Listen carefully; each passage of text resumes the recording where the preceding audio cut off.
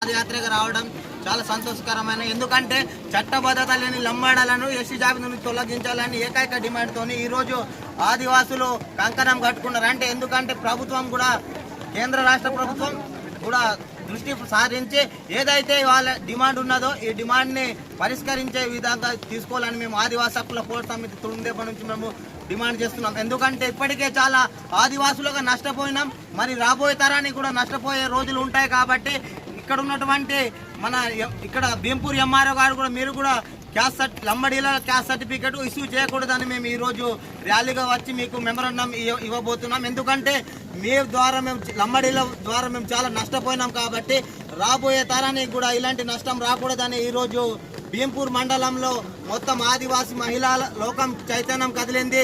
మరి ఇక్కడ ఉన్నటువంటి రాయ్ సెంటర్ పటేల్ వ్యవస్థ కూడా మొత్తం కదిలింది. ఎందుకంటే మా ఆకలి కేకలు మాకు 70 సంవత్సరాలు గడిచినా కూడా మాకు వచ్చే మా ఉద్యోగాలు కూడా లంబడీలే దోచుకోబోతున్నారు. కాబట్టి ఇప్పుడే చూస్తున్నాం.